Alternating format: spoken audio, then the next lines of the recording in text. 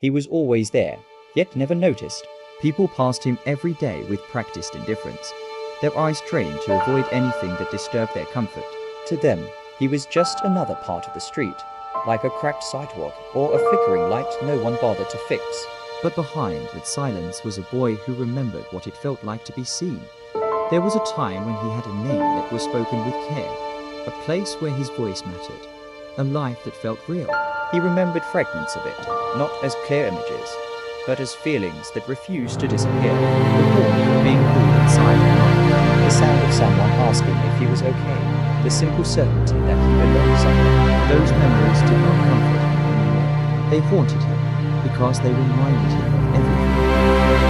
Whatever place they went was not just hardship. It was something far more silent and destructive.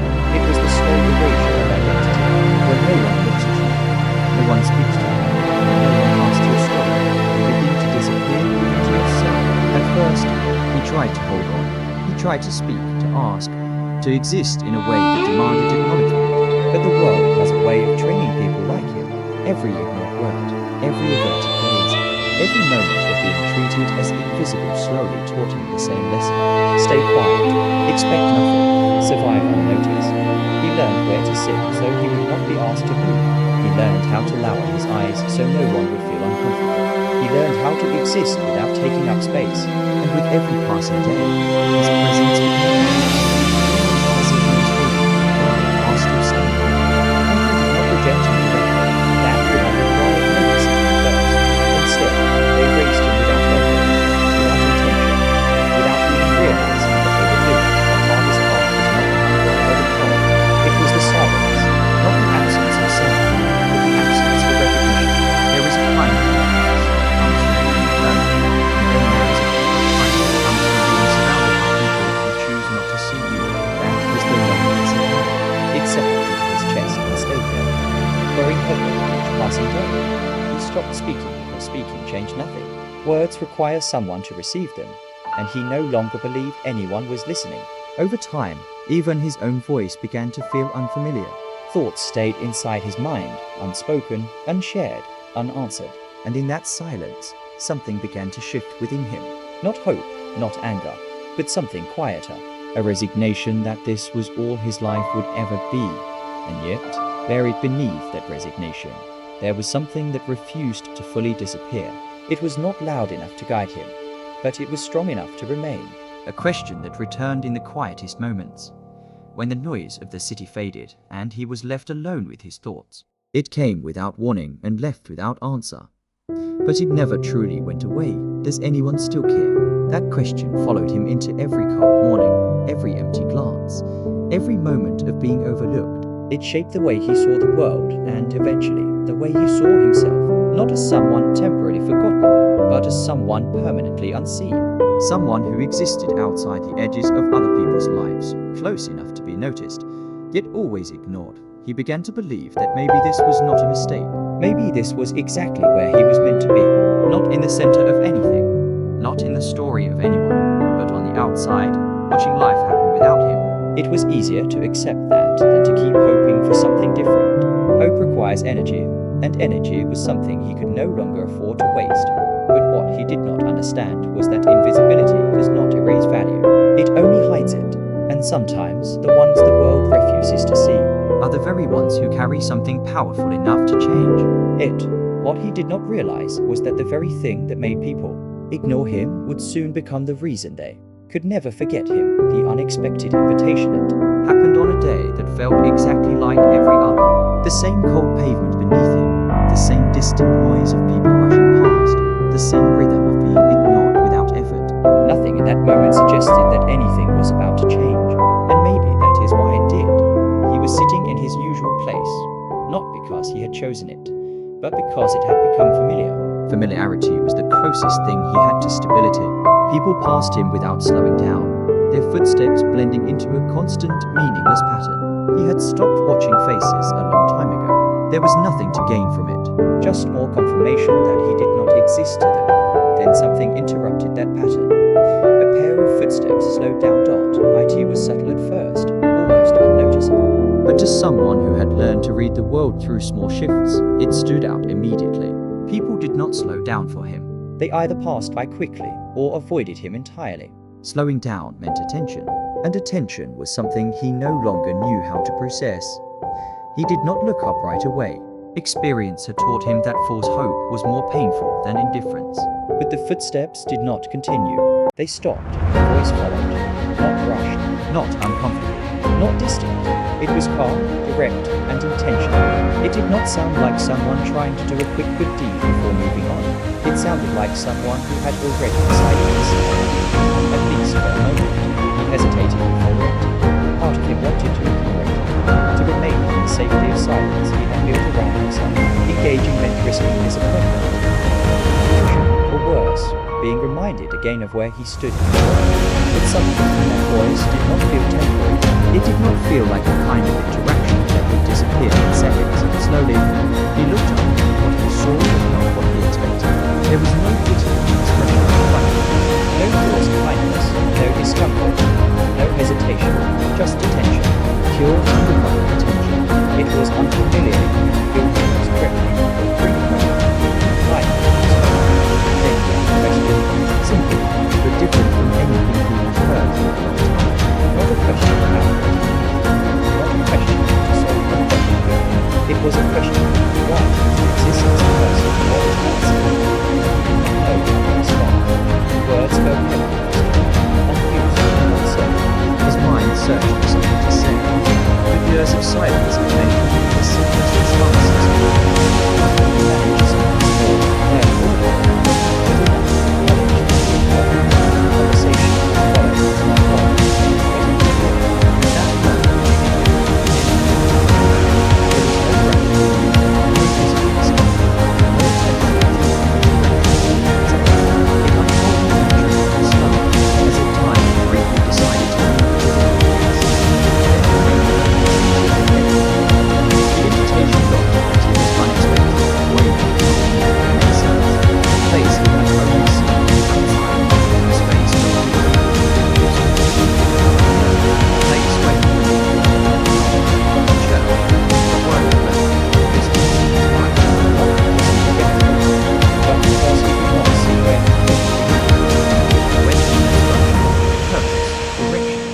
Something he had lost a long time ago. Stepping into that environment felt like stepping into a world that would expose everything he was not. He did not answer right away.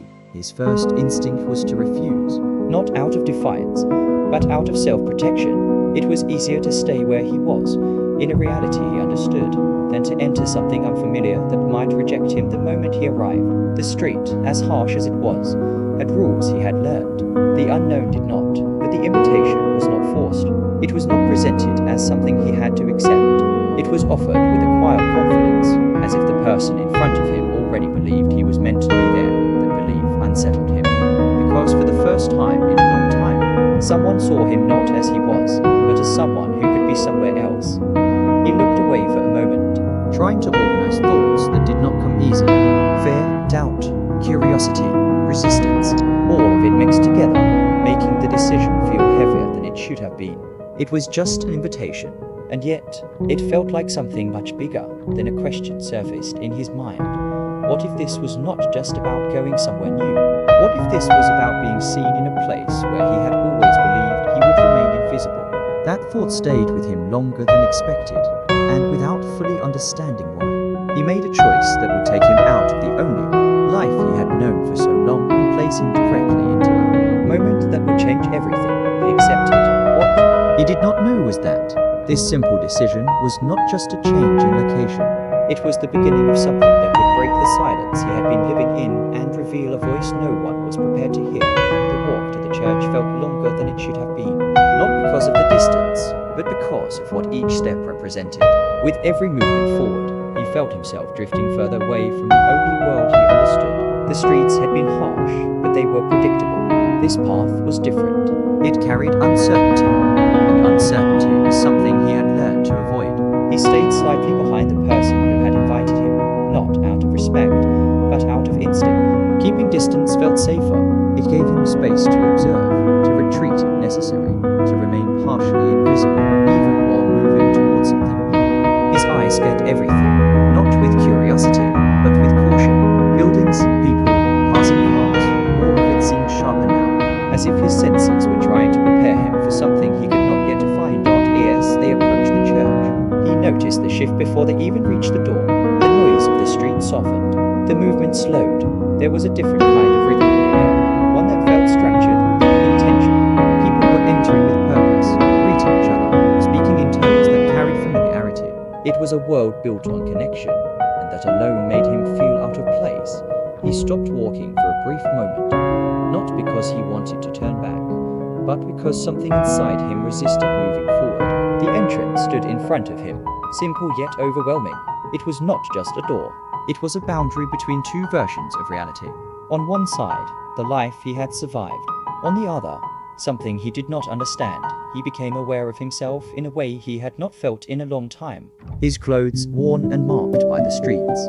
His posture shaped by years of trying not to be noticed. His presence suddenly visible in a place where everyone else seemed to belong. For the first time in a long time, invisibility was no longer protecting him. It was exposing him. The person beside him noticed the hesitation, but did not rush him. There was no pressure, no insistence, no attempt to pull him forward, just a quiet patience, as if the decision to cross the threshold had to come from him alone. Inside, he could hear voices, conversations, laughter, fragments of something that felt warm yet distant. It was not unfamiliar in a general sense. He had heard those sounds before, from outside, from a distance, but hearing them now, standing at the entrance, made them feel different, closer, more real, and at the same time, more unreachable. A thought crossed his mind. What if they look at me the same way everyone else does? That question carried weight. It was not about rejection in the obvious sense. It was about recognition followed by dismissal, being seen, but not accepted.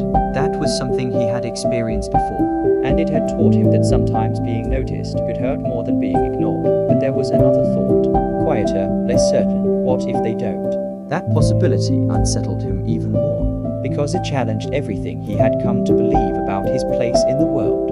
If he stepped inside and was treated differently, it would mean that his understanding of himself had been incomplete. And changing that understanding required more than just walking through a door. It required letting go of the identity he had built to survive. He took a breath, slow and deliberate, as if trying to anchor himself in a moment that felt unstable. Then, without fully resolving the conflict inside him, he moved. Crossing the threshold did not feel dramatic from the outside. It was a simple step, but internally, it carried weight. It marked a shift from observation to participation, from distance to exposure. He was no longer just someone watching life happen. He was now inside it, whether he felt ready or not. The first thing he noticed was the space, open, structured, filled with people who seemed connected in ways he did not understand. Conversations paused briefly as he entered, not in a way that felt hostile, but in a way that acknowledged his presence. That alone was enough to make him uneasy. Eyes turned, not all at once, not dramatically, but enough for him to feel it. The awareness settled over him quickly. He resisted the instinct to allow his gaze to shrink into himself, to disappear. But the edge was strong. Years of conditioning do not fade in a single moment. He stood there, uncertain, aware of every detail about himself that made him different. The contrast between him and everyone else felt amplified, as if the space itself highlighted it. Clean clothes, confident posture, familiar interactions. And then there was him, carrying a life that did not fit into that environment. The person who had brought him and spoke briefly to someone nearby. Their tone calm, natural, as if nothing about this situation was unusual. That helped, but only slightly, because no matter how normal the situation appeared to others, for him, it was anything but. He did not know where to stand, where to look, what to do with his hands. Simple things became complicated when you feel like you do not belong. Every movement required thought. Every second stretched longer than it should, and yet, beneath all of that discomfort, something else began to form. Not confidence, not comfort, but awareness. He was here, not outside, not watching, not invisible, present. And that presence, as uncomfortable as it felt, was about to lead him into a moment where staying silent would no longer be possible. He felt it before he fully understood it. The subtle shift in the room, the quiet pauses between conversations, the way attention moved without anyone openly acknowledging it. It was not loud, not direct, but it was there. Eyes were on him. Some looked quickly and turned away, as if unsure how long they were allowed to stare. Others held their gaze just a second longer, trying to understand who he was and why he was there. A few didn't hide it at all. Their expressions carried questions they didn't voice, conclusions they hadn't earned, and assumptions formed in seconds. He had seen those looks before, not in a church, but on the streets. The difference was subtle, but to him, it felt the same. Curiosity mixed with distance. Awareness without connection. People noticing, but not truly seeing. It was a familiar feeling dressed in a different setting. He shifted his weight slightly, unsure of where to place himself in that space. Standing still made him feel exposed. Moving too much felt like drawing attention. Every small decision became calculated, not out of fear of judgment itself, but out of the instinct to minimize it. A woman nearby whispered something to the person beside her. He couldn't hear the words, but he recognized the tone. It wasn't cruel, but it wasn't neutral either. It carried that quiet uncertainty people have when they encounter something that doesn't fit their expectations. He looked down for a moment, not in shame, but to regain control. Eye contact in that moment felt like stepping into something he wasn't ready to face. It wasn't that he believed everyone was against him. It was that he didn't know what they believed at all, and that unknown felt heavier than anything certain. There were different kinds of looks in that room. Some were cautious, measuring him against an unspoken standard. Some were sympathetic, already placing him into a story they had created in their minds. Others were distant, as if they preferred not to engage with what his presence represented, but there were also a few that felt different, not many, just enough to be noticeable. Eyes that didn't carry judgment, but attention, not curiosity driven by difference, but interest grounded in presence. They did not try to define him immediately. They simply acknowledged that he was there, and for someone who had spent so long being invisible, that kind of recognition felt unreal, confusing, even because it did not match the pattern he had learned to expect. Still, the weight of the room pressed against him. It wasn't overwhelming, but it was persistent. The awareness of being seen after so long without it created a tension he didn't know how to release. He was no longer just existing. He was being observed, and observation, without understanding, can feel like judgment. The person who had brought him in placed a hand lightly on his shoulder, a small gesture, but enough to ground him.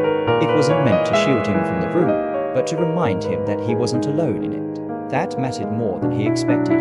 Voices began to settle as the gathering shifted focus. The room was preparing for something.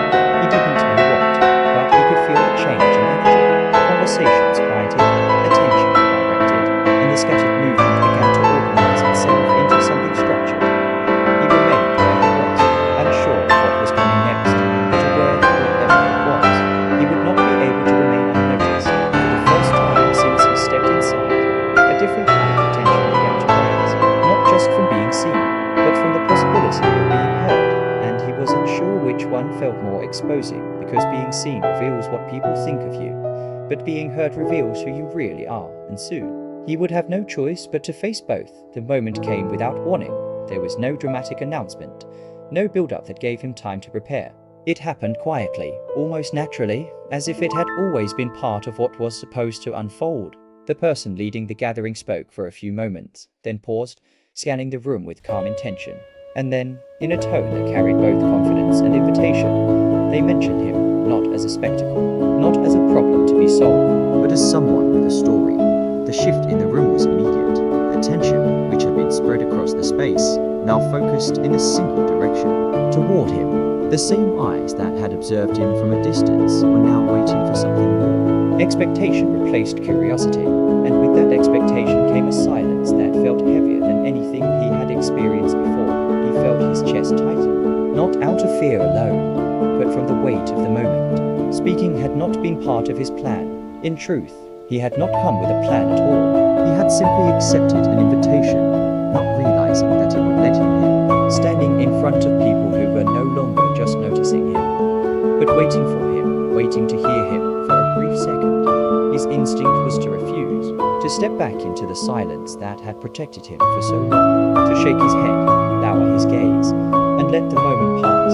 That would have been easier, safer, familiar, but something stopped him, not confidence, not certainty, something quieter, deeper, a sense that this moment was different from everything that had come before, that walking away from it would not feel like protection, It would feel like loss. He took a step forward. It was small, almost hesitant, but it changed everything. The distance between him and the room closed just enough to make the moment real. There was no longer a way to retreat without being noticed, and for the first time in a long time, he chose not to disappear. He stood there, aware of every eye, every breath, every second stretching longer than it should. Words did not come immediately.